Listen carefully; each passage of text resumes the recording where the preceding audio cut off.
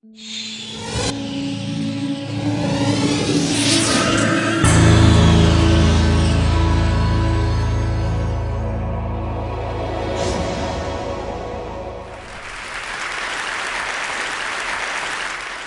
was basically concerned about what was going on in the world. I couldn't understand the starvation, the destruction, the killing of innocent people. I mean, making sense of those things is a very difficult thing to do.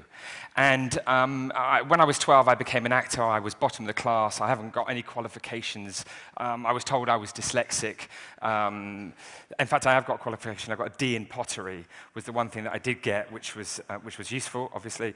And so concerned is where all of this comes from. And then, being an actor, I was doing these different kinds of things, and I felt the content of the work that I was involved in really wasn't cutting it, that there surely had to be more. And at that point, I read a book by Frank Barnaby, this wonderful nuclear physicist, and he said that media had a responsibility, that all sectors of society had a responsibility to try and progress things and move things forward. And that fascinated me, because I've been messing around with the camera for most of my life, and then I thought, well, maybe I can do something. Maybe I can become a filmmaker. Maybe I can use the form of film constructively to, in some way, make a difference. Maybe there's a little change I can, get involved in. So I started thinking about peace, and I was obviously, as I said to you, very much moved by these images, trying to make sense of that. Could I go and speak to older and wiser people who would tell me how they'd made sense of the things that are going on? Because it's obviously incredibly frightening. But I realized that, having been messing around with structure as an actor, that a series of sound bites in itself wasn't enough, that there needed to be a mountain to climb. There needed to be a journey that I had to take. And if I took that journey, no matter whether it failed or succeeded, would be completely irrelevant. The point is that I would have something to hook the questions of, is humankind fundamentally evil? Is the destruction of the world inevitable? Should I have children? Is that a responsible thing to do, etc., etc.? So I was thinking about peace, and then I was thinking, well, where's the starting point for peace? And that was when I had the idea. There was no starting point for peace. There was no day of global unity. There was no day of intercultural cooperation. There was no day when humanity came together, separate all of those things, and just shared it together, that we're in this together. And that if we united and we interculturally cooperated, then that might be the key to humanity's survival. That might shift the level of consciousness around the fundamental issues that humanity faces if we did it just for a day. So obviously, we didn't have any money. I was living in my mum's place, and we started writing letters to everybody. I mean, you very quickly work out, what is it that you've got to do, to kind of, fathom that out. I mean, how do you create a day voted by every single head of state in the world to create the first ever ceasefire non-violence day, the 21st of September? And I wanted it to be the 21st September because it was my granddad's favorite number. He was a prisoner of war. He saw the bomb go off at Nagasaki. It poisoned his blood. He died when I was 11. But he was like my hero. And the reason why 21 was the number is 700 men left. 23 came back, 2 died on the boat, and 21 hit the ground.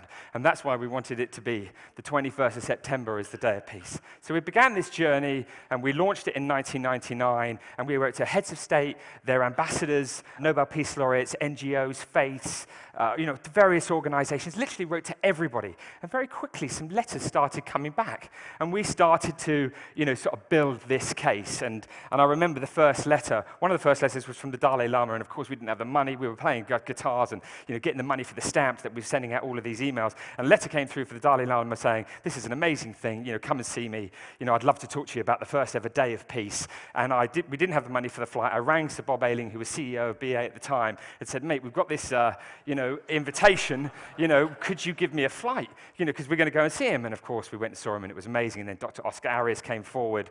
And actually, let me go back to that slide, because when we launched it in 1999, this idea to create the first ever Day of Ceasefire and non-violence, we invited thousands of people, well, not thousands, but hundreds of people, lots of people, all the press, because we were going to try and create the first ever World Peace Day, a peace day.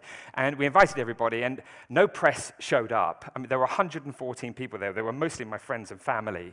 And that was kind of like the launch of this thing. But it didn't matter, because we were documenting, and that was the thing. It's a win. For me, it was really about the process. It wasn't about the end result. And that's the beautiful thing about the camera. They used to say the pen is mightier than the sword. I think the camera hammer is, and just staying in the moment with it was a beautiful thing and really empowering, actually. So anyway, we began the journey, and here you see people like Mary Robinson I went to see in Geneva. I'm cutting my hair, it's getting short and long, because every time I saw like Kofi Annan, I was so worried that he thought I was a hippie that I cut it, and that was kind of what was going on. But I'm not worried about it now. But so Mary Robinson, she said to me, listen, this is an idea whose time has come. This must be created. Kofi Annan said this will be beneficial to my troops on the ground. The OAU at the time, led by Salim Ahmed Salim, said I must get the African countries involved. Dr. Oscar Arias, Nobel Peace Laureate, President now of Costa Rica, said, I'll do everything that I can. So, I went and saw Amri Musa at the League of Arab States. I mean, I met Mandela at the Arusha Peace Talks, and so on and so on and so on. Well, I was building the case to kind of prove whether this idea would make sense. And then we were listening to the people. I mean, we were documenting everywhere. 76 countries in the last 12 years I've visited, and I've always spoken to women and children wherever I've gone. I've recorded 44,000 young people. I've recorded about 900 hours of their thoughts. I'm really clear about how young people feel when you talk to them about this idea of having a starting point for their actions for a more peaceful world through their poetry, their art, their literature, their music, their sport, whatever it might be. And we were listening to everybody, and it was an incredible thing. Working with the UN and working with NGOs and building this case. I felt that I was presenting a case on behalf of the global community to try and create this day. And the stronger the case and the more detailed it was, the better chance we had of creating this day. And it was this stuff, actually, this, where I actually was in the beginning kind of thinking, no matter what happened, it didn't actually matter. It didn't matter if I didn't create the Day of Peace. The fact is if I tried and it didn't work, then I could make a statement about how unwilling the global community is to unite. Until it was in Somalia where, picking up that young girl, and this young child who'd taken about 1.5 inches out of her leg with no anesthetic, and that young boy who was a child soldier who told me he'd killed people, he was about 12. These things made me realize that this was not a film that I could just stop, and that actually at that moment something happened to me which obviously made me go, I am going to document, if this is the only film that I ever make, I'm going to document until this becomes a reality, because we've got to stop. We've got to do something where we unite separate from all the politics and religion that as a young person is confusing me. I don't know how to get involved in that process. And then on the 7th of September, I was invited to New York. The Costa Rican government and the British government had put forward to the United Nations General Assembly with 54 co-sponsors the idea of the first ever ceasefire, non-violence day, the 21st of September, as a fixed calendar date, and it was unanimously adopted by every head of state in the world.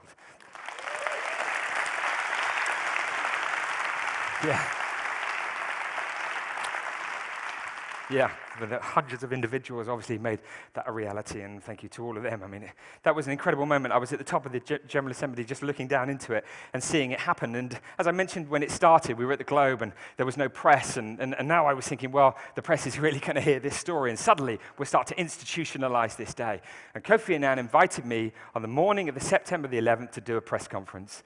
And it was 8 a.m. when I was stood there, and I was waiting for him to come down, and I knew he was on his way. And obviously, he never came down. The statement was never made. The world was never told there was a day of global ceasefire and nonviolence. And it was obviously a tragic moment for the thousands of people who lost their lives there and then subsequently all over the world. It never happened. And I remember thinking, this is exactly why, actually, we have to work even harder. And we have to make this day work. It's being created, nobody knows, but we have to continue this journey, and we have to tell people, and we have to prove it can work. And I left New York, freaked, but actually empowered, and I felt inspired by the possibilities that if it did, then maybe we wouldn't see things like that. I remember, sort of putting that film out and going, the cynics. I was showing the film, and I remember being in Israel getting absolutely slaughtered, by some guys having watched the film that, it's just a day of peace. It doesn't mean anything. It's not going to work. You're never going to stop the fighting in Afghanistan. The Taliban won't listen, etc., etc. It's just symbolism. And that was like even worse than actually what had just happened in many ways, because it couldn't not work. I'd spoken in Somalia, Burundi, Gaza, the West Bank, India, Sri Lanka, Congo, wherever it was, and they'd all tell me, if you create a window of opportunity, we can move aid, we can vaccinate children. Children can lead their projects, they can unite, they can come together. If people will stop, lives will be saved. That's what I'd heard, and I'd heard that from the people who really understood what conflict was about. And so I went back to the United Nations. I decided that I'd continue filming and make another movie. And I went back to the UN for another couple of years. We started moving around the corridors of the UN system and governments, and NGOs, trying desperately to find somebody to come forward and have a go at it, see if we could make it possible. And after lots and lots of meetings, obviously, I'm delighted that this man, Ahmed Fawzi, one of my mentors and heroes, really, he managed to get UNICEF involved. In UNICEF, God bless them, they said, okay, we'll have a go. And then UNAMA became involved in Afghanistan. There was this thought, well, could it work in Afghanistan with UNAMA and WHO and civil society, et cetera, et cetera, et cetera. And it was, and I was getting it all on film, and I was recording it, and I was thinking, this is it. This is the possibility of it maybe working. But even if it doesn't, at least we've started, the door's open, and there's a chance. And so I went back to London, and I went and saw this chap, Jude Law, and I saw him because he was an actor, I was an actor, I had a connection to him, because we needed to get some press, we needed some traction, we needed the media to be involved. Because if we start pumping it up a bit, maybe more people would listen, and there would be more kind of like, when we got into certain areas, maybe there would be more people kind of interested, and maybe we'd be helped financially a little bit more, which was desperately difficult, but I won't go into that. But so Jude said, okay, I'll do some statements for you. And whilst I was filming these statements, he said to me, where are you going next? I said, I'm going to go to Afghanistan. He's like, really? And I could sort of see a little look in his eye of interest. So I said to him, well, do you want to come with me? Do you want to come? It would be really interesting if you came. It would help, and it would bring attention, and that attention would help kind of leverage the situation, as well as all of the other sides of it. I mean, I think there's a number of pillars to success. One is you've got to have a great idea. The other is you've got to have a constituency. You've got to have finance, and you've got to be able to raise awareness. And actually, I could never raise awareness by myself, no matter what I'd achieved. So these guys were absolutely crucial. So he said yes, and we found ourselves in Afghanistan. It was a really, incredible thing that when we landed there, I was talking with various people, and they were saying to me, you've got to get everybody involved here. You can't just expect it to work. You have to get out and work. And we did. And we traveled around, and we spoke to elders, we spoke to doctors, we spoke to nurses, we held press conferences, we went out with soldiers, we sat down with ISAF, we sat down with NATO, we spoke down with the UK government. I mean, we basically sat down with everybody, in and out of schools, with ministers of education, holding these press conferences, which of course now was loaded with press. Everybody was there. There was an interest in what was going on. This amazing woman, Fatima Galani, was absolutely instrumental in what went on. She was the spokesperson for the resistance against the Russians, and her Afghan network was just absolutely everywhere, and she was really crucial in getting the message in. And then we went home, and we'd sort of done it. We had to wait now and see what happened. And I got home, and I remember one of the team bringing in a letter to me from the Taliban. And that letter basically said, we'll observe this day. We will observe this day. We see it as a window of opportunity, and we will not engage. We're not going to engage. And that meant that, humanitarian workers, wouldn't be kidnapped, or killed. And then suddenly, I obviously knew at this point there was a chance. And days later, 1.6 million children were vaccinated against polio as a consequence of everybody stopping.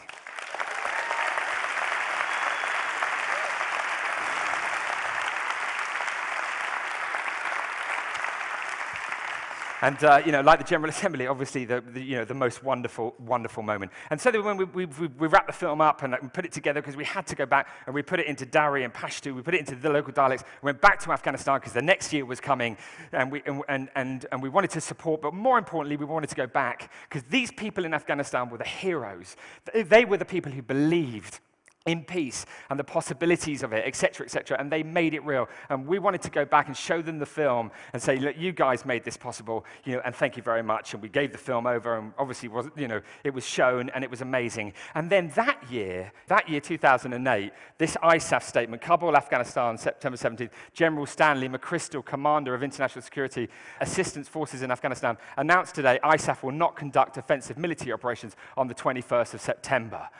They were saying they would stop. And then there was this other statement that came out from the UN Department of Security and Safety saying that in Afghanistan, because of this work, the violence was down by 70%.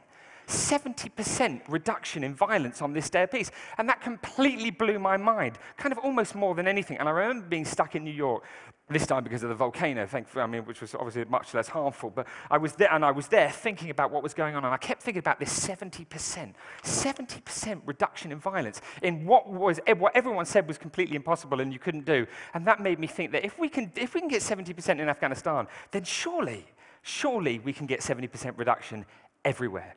We have to go for a global truce. We have to utilize this day of ceasefire and non-violence and go for a global truce. Go for the largest recorded cessation of hostilities, both domestically and internationally, ever recorded. It's exactly what we must do. And on the 21st of September this year, we're going to launch that campaign at the O2 Arena to go for that process, to try and create the largest recorded cessation of hostilities. And we will utilize all kinds of things, kind of dance and social media and visiting, come to Facebook and visit the website and sign the petition. And it's in the 6 official languages of the United Nations. And we'll globally network with government, intergovernment, non-government, education, unions, sports. And you can see the education box there. We've got resources at the moment in 174 countries, trying to get young people to be the driving force behind the vision of that global truce. And obviously, the life-saving is increased, the concerts help, linking up with the Olympics. I went and saw Seb Coe. I said London 2012 is about truce. Ultimately, that's what it's about. Why don't we all team up? Why don't we bring truce to life? Why don't you support the process of the largest ever global truce? We'll make a new film about this process. We'll utilize sport and football. On the Day of Peace, there's thousands of football matches, all played from the favelas of Brazil to wherever it might be. So utilizing all of these ways to inspire, individual action. And ultimately, we have to try that. We have to work together. And when I stand here in front of all of you and the people who will watch these things, I'm excited, on behalf of everybody I've met, that there is a possibility that our world could unite, that we could come together as one, that we could lift the level of consciousness around the fundamental issues brought about by individuals. I was with Brahimi, Ambassador Brahimi. I think he's one of the most incredible men in relation to international politics. In Afghanistan, in Iraq, he's an amazing man. And I sat with him a few weeks ago, and I said to him, Mr. Brahimi, is this nuts? I mean, going for a global truce, is this possible? Is it really possible that we could do this? He said, it's absolutely possible. I said, what would you do? Would you go to governments and lobby and use the UN system? He said, no, I talk to the individuals. It's all about the individuals. It's all about you and me. It's all about partnerships. It's about your constituencies. It's about your businesses. Because together, by working together, I seriously think we can start to change things. And there's a wonderful man sitting in this audience, and I don't know where he is, who said to me a few days ago, he said, Jeremy, because I did a little rehearsal, and he said, I've been thinking about this day, and I've been imagining it as a square with 365 squares, and one of them's white. And it then made me think about a glass of water, which is clear. If you put one drop of something in that water, it'll change it forever. By working together, we can create peace one day. Thank you, Ted. Thank you. Thank you, thank you.